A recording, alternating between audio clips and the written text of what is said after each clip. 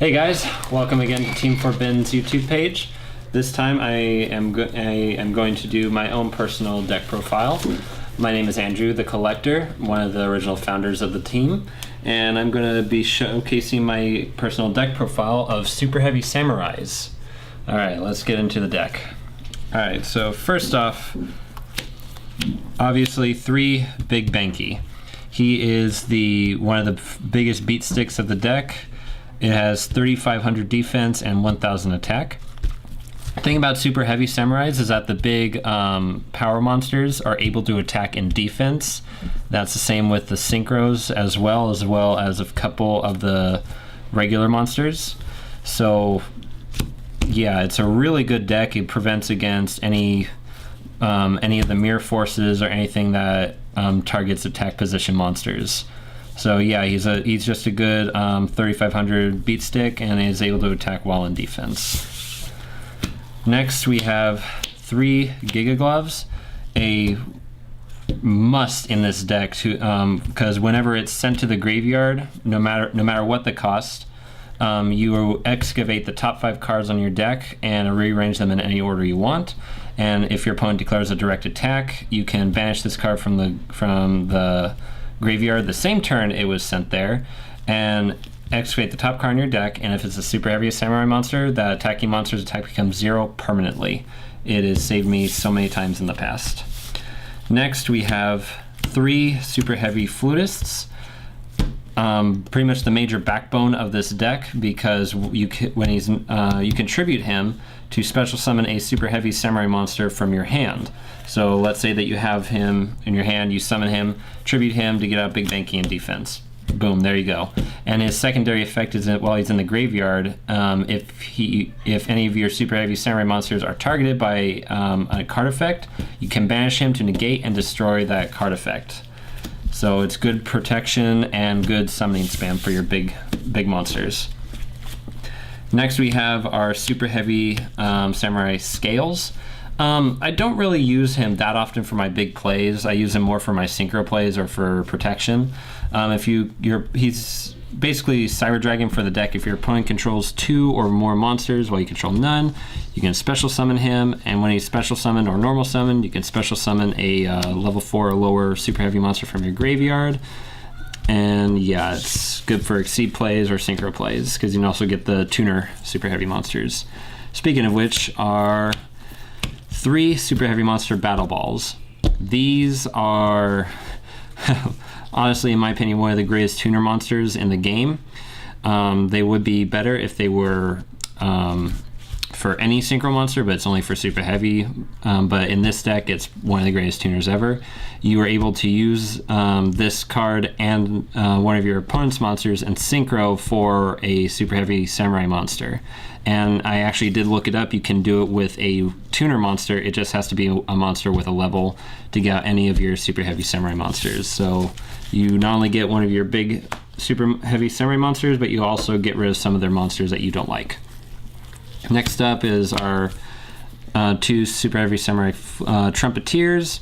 Trumpeteer is a good tuner because if you control no spell or trap cards in your graveyard, you can special summon him. Level 2 tuner, pretty standard. Next, for Pendulum monsters, we have 2 Jade and 3 Coral. I don't really use them to summon them with their Pendulum summons, because the only monsters I will want to is Big Benki, but he's a level 8 and the scale goes up to 8. So I'd probably use it for like any of the other lower tier ones that I can, but I hardly use that. I use them for their Pendulum effect, where I believe it's Jade. Yeah, for Jade, you can target a Superheavy Samurai monster and increase its level by 1. And for Coral, if your Superheavy monster attacks one of your opponent's monsters, it can attack twice again in a row. That's why I have more of him, because it's just the better effect. Alright, and that's it for the regular monsters. Now we go into the monster supports. So we have 3 Superheavy Samurai Soul Piercers.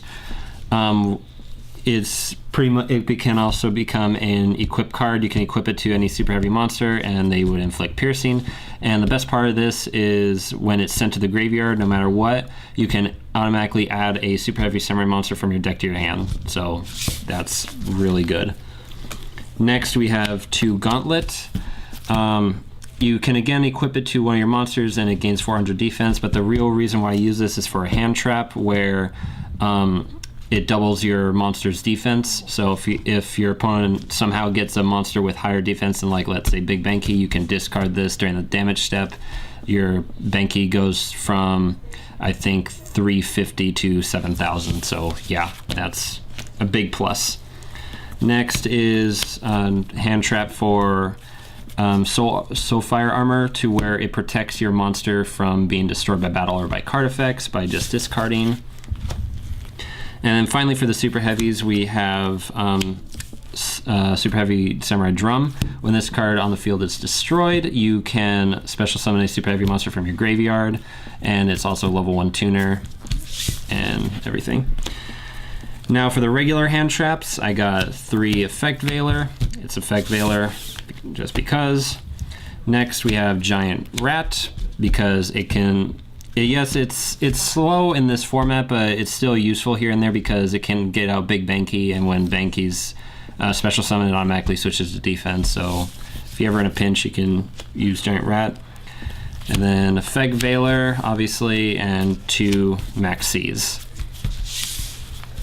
So yeah, that is actually it for the main deck. It's a full monster deck because a lot of these effects rely on not having any spell or trap cards in your graveyard. You could argue that you could run Breakthrough Skill, but I'd rather not have the risk. And a lot of the, yeah. Next we get into the extra deck, which is actually kind of small because I only go into certain ones, which is this guy. Arguably one of the best synchros in the entire game. He would be one of the best synchros in the entire game if he was generic and not only for machine tuners and super heavy samurai monster non-tuners. He's a level 10. He can attack and defense, but I think the best part about him is that once per turn during either player's turn, you can take a spell or trap card from your opponent's graveyard and set it on your side of the field, and after it's activated, it's automatically banished. I have spammed and won so many games with that effect, so you can take their Solemn Strikes, you can take their Solemn Warnings, their Twin Twisters, anything, and use them to their advantage on your next turn. Because obviously you can't use them the turn they're set, but that's neither here nor there. And also he is a 3800 beat stick in defense, and he can attack. The best way that I usually get him out is with Battle Ball, or small occasions is with Battle Ball and Banky. But I usually use Battle Ball with my opponent's level 8 monsters. Blue Eyes has always been my favorite target with this, and it's been great. So yeah, he's definitely a must for this deck.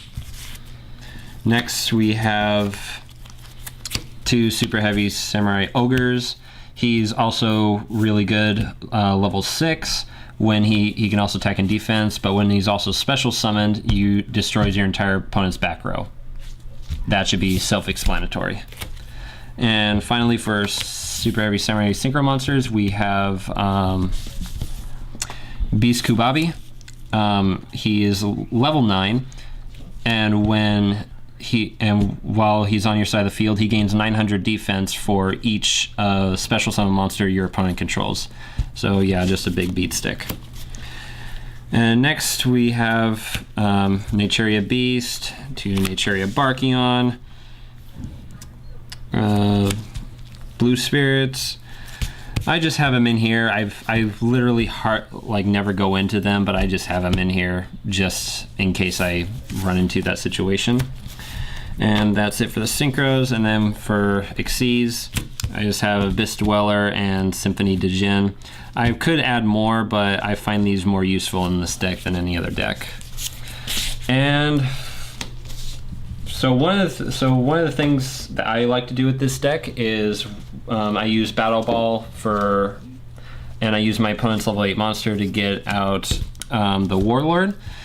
And usually by this time I would have Flutist in the graveyard to protect him from being targeted, and I would also have Soulfire Suit in my hand to prevent it from being destroyed by battle or by card effects. So yeah, this if you get him out, you also have a lot of protection from most anything in this meta.